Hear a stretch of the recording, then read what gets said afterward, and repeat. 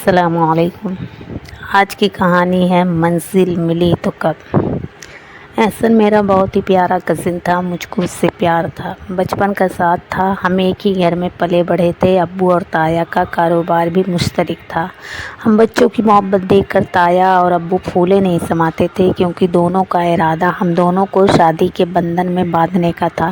ایسے میں ہماری محبت سونے پر سہاگا تھی۔ انسان جو سوچتا ہے وہ نہیں ہوتا۔ جب بچپن کا دور ختم ہوا اور تعلیم بھی مکمل ہو گئی، تب احسن نے اپنے والدین کو بتایا کہ وہ مجھ سے شادی نہیں کرے گا۔ اس نے کہا تھا، بے شک صبا میری بہت اچھی دوست ہے، مگر میں اپنی کزن کو میں نے صرف ایک دوست ہی کی نظر سے دیکھا ہے اور کبھی یہ نہیں سوچا کہ اسے جیون ساتھی بناؤں گا۔ آپ لوگ بھی ایسا خیال چھوڑ دیجئے۔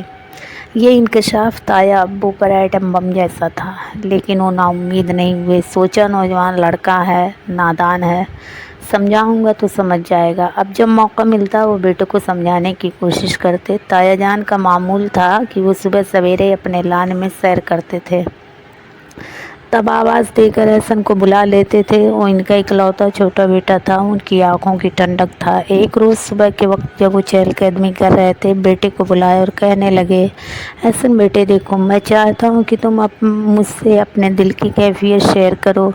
تمہارے دل میں جو بھی ہے بتاؤ، ہو سکتا ہے کہ میں تمہارے مسائل حل کرنے میں مددگار ثابت ہو جاؤں۔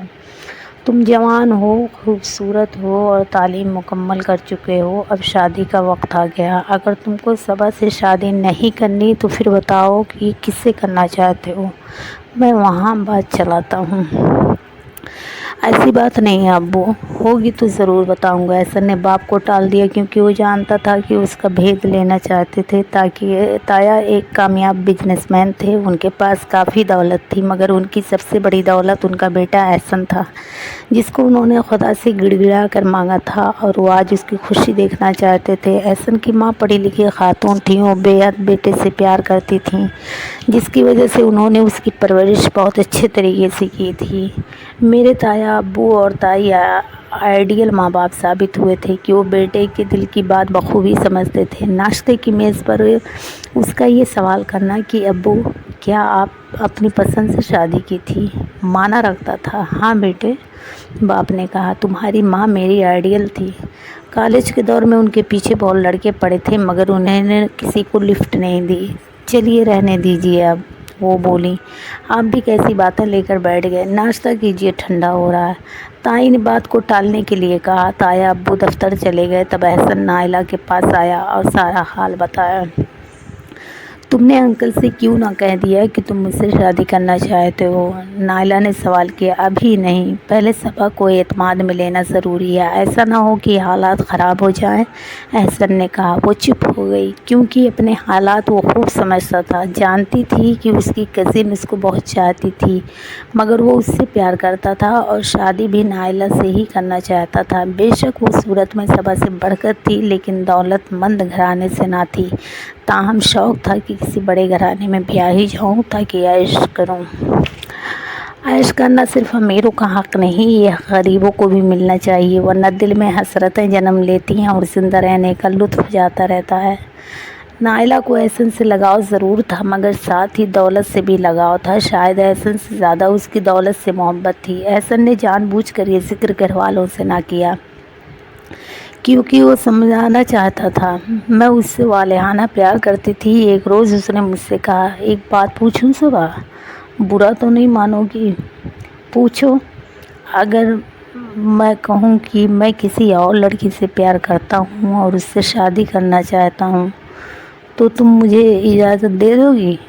کیوں نہیں، میں نے کھلے دل سے جواب دیا، یہ تمہارا حق ہے اور کوئی کسی کا حق کیوں کر مار سکتا ہے۔ تم جس سے چاہو شادی کرو، تم کو دکھ نہ ہوگا، مجھ کو دکھ ہونا ہو نہ، مگر ناپسند کی شادی سے کہیں بہتر ہے کہ تم اپنی پسند کی لڑکی کو اپنا لو، تاکہ تمہاری زندگی میں سچی خوشی کے پھول کھلیں اور حقیقت میں بہار آئے۔ وہ نائلہ کے پاس گیا۔ اس نے کہا، نائلہ، وعدہ کرو کہ تم میرا ساتھ دو گی، دکھ سکھ میں کبھی میرا ساتھ نہیں چھوڑو گی۔ اگر تم نے میرا ساتھ چھوڑا تو میں مر جاؤں گا۔ وعدہ ہے۔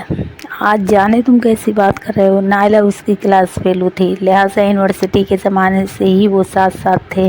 جب کلاس ختم ہو جاتی تو یہ لوگ ڈرائیو کرنے میری کی طرف نکل جاتے۔ مجھے شک تھا کہ وہ کسی اور کو چاہتا ہے، تاہم واضح طور پر اس نے کچھ کبھی نہ بتایا۔ بعد میں پتہ چلا کہ وہ روز اس سے ملتا تھا اور دونوں گھنٹوں باتیں کیا کرتے تھے۔ یہ کبھی کبھار پہاڑ پر جاتے، بلندی سے موسم کا نظارہ کرتے اور اس سے لطف اندوز ہوتے۔ اسلام آباد کے نظارے ان کے دلوں کو چھو کر گزرتے تھے۔ دونوں اگر ایک روز بھی نہ مل پاتے تو احسن بہت بے چین رہتا تھا۔ ہمارا گھر ان کے گھر سے ملا ہوا تھا، بنگلے ساتھ ساتھ تھے، بس درمیان میں دیوار تھی۔ میں روز تائی جان کے پاس جاتی تھی، اس کا موڈ دیکھ احسن کا موڈ ہوتا تو مجھ سے بات کرتا، ورنہ بغیر مخاطب کیے چلا جاتا یا اپنے کمرے میں جا کر اسے بند کر لیتا۔ تبھی میں سمجھ جاتی کہ وہ مجھ سے بات نہیں کرنا چاہتا۔ مجھ سے اس کا رویہ ایسا ہی تھا، جبکہ نائلہ سے ایک دن کی جدائی اس سے برداشت نہ تھی۔ ایم اے کے امتحانات تمام ہوئے، دونوں کا یونیورسٹی جانا موقوف ہوا۔ اب روز ملنا ممکن نہ رہا، کیونکہ نائلہ کے گھر روز جانا ٹھیک نہ لگتا تھا، جبکہ نائلہ کو احسن نے گھر آنے سے منع کیا ہوا تھا، میری وجہ سے اور تایا اور میرے والدین کی وجہ سے، کہ کہیں روڑے نہ اٹکائے جائیں، اس طرح ان کے پیار کے معاملات خراب نہ ہو جائیں۔ ادھر والد صاحب چاہتے تھے کہ میری اور احسن کی شادی ہو جائے۔ مجھے نائلہ کا نام معلوم نہیں تھا، لیکن یہ سنگن تو ایک مشترکہ دوست سے مل چکی تھی کہ احسن کسی اور لڑکی میں دلچسپی رکھتا ہے۔ پھر اس کا رویہ اور اس کی ذو معنی باتوں نے مجھے کچھ سوچنے پر مجبور کر دیا تھا۔ میں چاہتی تھی جب احسن کو میری چاہ ہو تبھی میری اس سے شادی ہو۔ بے شک میں اس سے پیار کرتی تھی، لیکن پیار میں زبردستی کے سودے خرابی کا باعث بنتے ہیں، ایسے گھر نہیں بستے۔ بس میں صبر اور حوصلے سے کام لے رہی تھی۔ ایک روز نائلہ کا فون آیا۔ میں اتفاق سے ان کے گھر پر تھی اور احسن کے کمرے کے قریب تھی۔ مجھ کو اس کی آواز کمرے کی کھڑکی سے صاف سنائی دے رہی تھی۔ وہ فون پر بات کر رہا تھا، تبھی میں نے دوڑ کر دوسرے کمرے سے ریسیور اٹھا لیا۔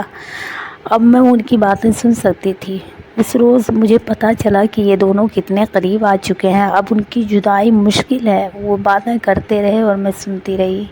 وہ مستقبل کے خواب بن رہے تھے۔ نائلہ کہہ رہی تھی کہ اب اپنے والدین کو میرے گھر رشتے کے لیے بھیجو، اور احسن اسے سمجھا رہا تھا کہ تھوڑا صبر کرو، میں چچا جان اور چچی جان کا کیا کروں؟ جیسے ہی انہیں معلوم ہوگا کہ میں صبا سے شادی سے انکار کر رہا ہوں، وہ ہنگامہ ضرور اٹھائیں گے، کیونکہ اس کے ساتھ بچپن سے رشتہ طے ہے۔ پھر کاروبار کا بھی سوال ہے، کیونکہ ابو اور چچا کا کاروبار مشترک ہے، جائیداد ایک ہے۔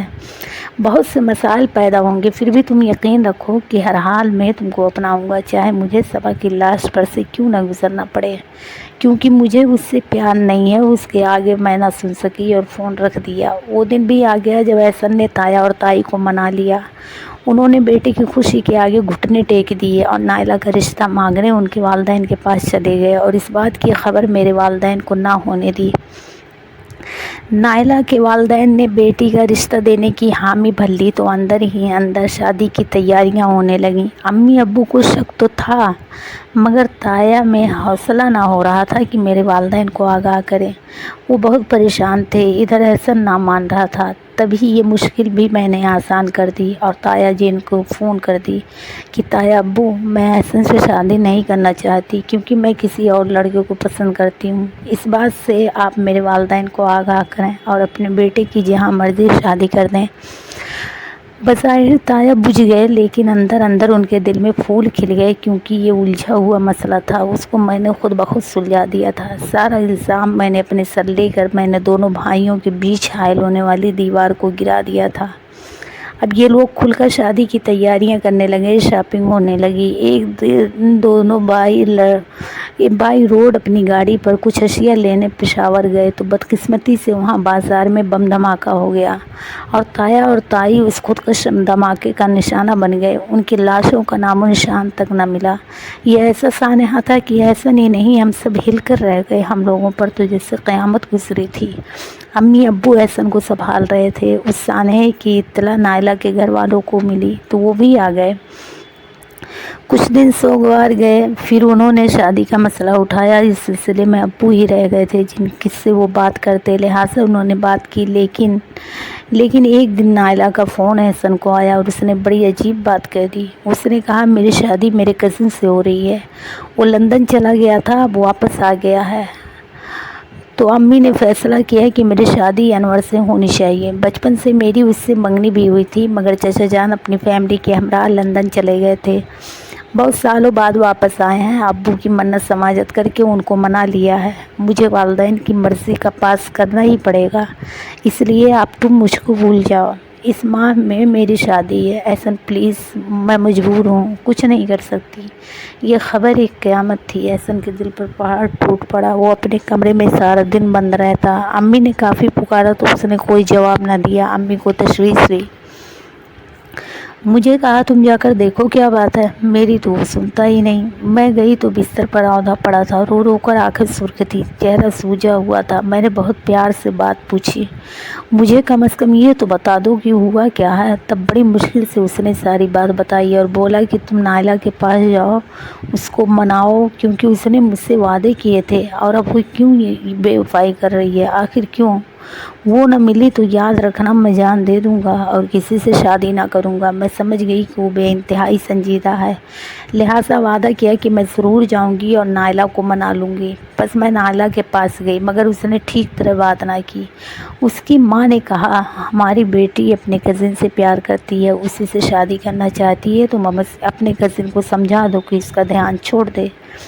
एहसन को नहीं मालूम था कि इतना बड़ा तूफ़ान आएगा और उसके वालिदैन हमेशा हमेशा के लिए बिछड़ जाएंगे। इस मुश्किल वक्त में उसको नायला की शदीद ज़रूरत थी। उसको सहारा दे सकती थी, हौसला और प्यार दे सकती थी, ढेर सारा प्यार देकर संभाल सकती थी, मगर ऐसे कड़े वक्त में अचानक उसने आंखें फेर ली। वो तो बस एक बार ही ताज़ियत को आई, दोबारा ना आ सकी। अब मेरा हौसला ना हो रहा था कि एहसन को असल सूरत हाल बताऊँ, क्योंकि उसने अपनी रूठी हुई मोहब्बत को मनाने के लिए मुझसे आस लगाई थी। उसको अपने वालिदैन की बहुत याद सता रही थी। घर में सन्नाटा जो उसे तड़पा रहा था। एक रोज़ अपने वालिदैन से तस्वीरों से बात कर रहा था कि अचानक हम वहाँ पहुँच गए। वो रो रहा था। अम्मी अब्बू ने उसे गले लगाया, मेरे भी आंसू निकल आए। सोचा कि इस वक्त मेरे कज़न को प्यार की कितनी शदीद ज़रूरत है, काश नायला ये समझ लेती। अब मैं रोज़ उसके पास जाने लगी। वो भी तन्हाई से तंग आकर मेरे साथ बातें करने लगा और हमने ज़्यादा वक्त इकट्ठे गुजारने लगे। मैं उसको हौसला देती थी और जी बहलाने की कोशिश करती थी। जब को दिल से दुख दर्द बांटने वाला मिलता है ना, तो ज़रूर दर्द हल्का हो जाता है, फिर इस गमगुसार की कदर भी होने लगती है। इस रोज़ तूफ़ानी बारिश थी। वो अपने कमरे में अकेला बैठा था, जबकि उसके सामने नायला की तस्वीर थी। आंखें आंसुओं से भरी थी। मैं उसे खाना देने गई, क्योंकि आज वो सुबह से रात तक हमारे घर खाना खाने ना आया था। एक बार दो बार फिर हिलाया तो वो बिस्तर पर गिर गया। वो बेहोश हो गया, शायद उसे दौरा पड़ा था। तभी मैं भागी हुई घर आई और अब्बू को बताया कि एहसन की हालत ठीक नहीं है। अब्बू ने उसी वक्त गाड़ी निकाली और उसको अस्पताल में ले गए।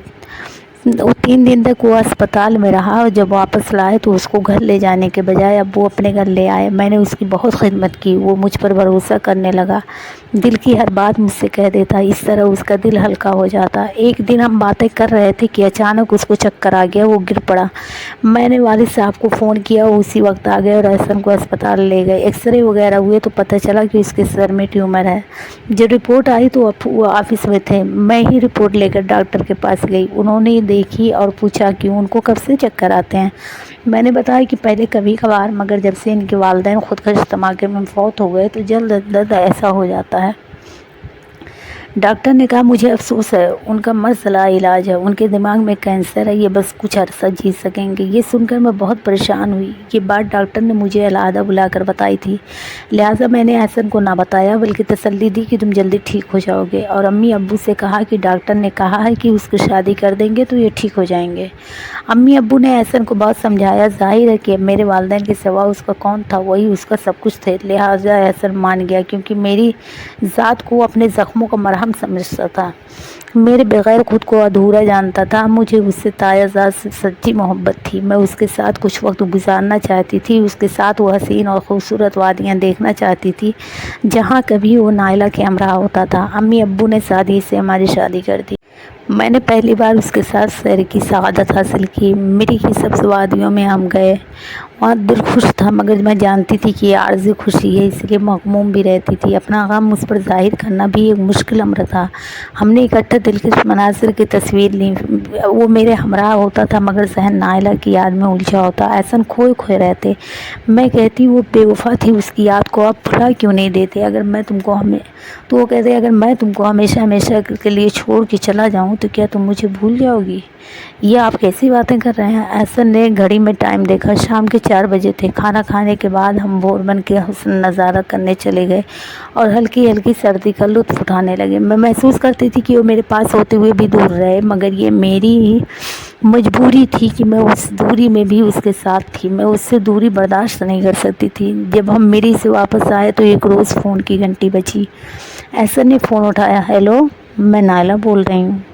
तुमने क्यों फ़ोन किया है मुझे? एहसन ने सवाल किया। प्लीज़ फ़ोन ना बंद करना, पहले मेरी बात सुन लो। तुम मेरे बारे में सोचना छोड़ दो और किसी अच्छी लड़की से शादी कर लो, क्योंकि मेरी शादी हो गई है और मैं खुश हूँ। तुम भी खुश रहना सीखो। तुम्हारी नसीहत से मेरी सेहत पर कोई असर नहीं पड़ता। अपना ख्याल रखना। यह कहकर एहसन ने फ़ोन बंद कर दिया। मैं उसके पीछे खड़ी थी और यूँ साकित बैठा था जैसे उसका दिल टूटकर कुर्ची कुर्ची हो गया। उसकी आंखों में नमी तैर रही थी। अचानक उसके सर में शदीद दर्द उठा और वो गिर गया। मैंने अब्बू को फ़ोन किया और कहा एम्बुलेंस लेते आइएगा। वो फ़ौरन पहुंच गए और एहसन को अस्पताल ले गए। जब उन्हें होश आया तो मैं नीमजा हो चुकी थी। मैंने उनका हाथ अपने हाथ में ले लिया। वो आहिस्ता आहिस्ता कुछ कह रहे थे। मैंने कान लगा कर सुना। वो कह रहे थे, मुझे माफ़ कर देना सबा, मैंने तुमको दुख दिया था तो मुझे भी दुख मिला। पहले मैं तुमसे प्यार नहीं करता था, लेकिन अब मैं तुम्हारे सिवा किसी से प्यार नहीं करता। ये अल्फाज थे कि अमृत था जिसे कोई मेरे कानों में रस घोल रहा हो। ये अल्फाज सुनने को मेरे कान तरस गए थे। एहसन जल्द इस दुनिया से चले गए। वो कुछ अर्सा अस्पताल में रहे। काफ़ी तकलीफ़ थी उनको। उनकी तकलीफ़ देखकर मैं तड़प जाती। दिन रात अल्लाह से उनकी सेहतयाबी की दुआएं करती, क्योंकि अल्लाह ताला फरमाते हैं कि इंसान को किसी भी हाल में मायूस नहीं होना चाहिए। ताहम उनकी ज़िंदगी के दिन पूरे हो गए थे, लिहाजा वो इस दुनिया से चले गए। मेरे दिल पर अपनी अनमिटात के नकुश छोड़कर मेरा बेटा उनकी वफ़ात के 6 माह बाद पैदा हुआ। वो भी उसको ना देख सके और ना ही बच्चे ने बाप की सूरत देखी। वो अक्सर मुझसे सवाल करता है कि अम्मी अब्बू कैसे थे? तो मैं कहती हूँ बहुत अच्छे इंसान थे, बहुत खूबसूरत थे। फिर मैं एहसन की तस्वीर उसको दिखाती हूँ तो तस्वीर को हाथ में लेकर गौर से देखता है और फिर मुस्कुरा देता है। मुझको उस वक्त उसकी मुस्कुराहट बहुत अच्छी लगती है और कहती हूँ कि खुदा का शुक्र है कि उसने मुझको बेटा दिया। ये एहसन की निशानी है। अगर ये ना होता तो मैं इतनी लंबी ज़िंदगी किसके सहारे गुजारती। ये रही हमारी आज की कहानी। ये कहानी है, इसका किसी की असल ज़िंदगी से कोई ताल्लुक़ नहीं। फिर मिलते हैं अगली वीडियो में, तब तक लिए अल्लाह हाफ़िज़।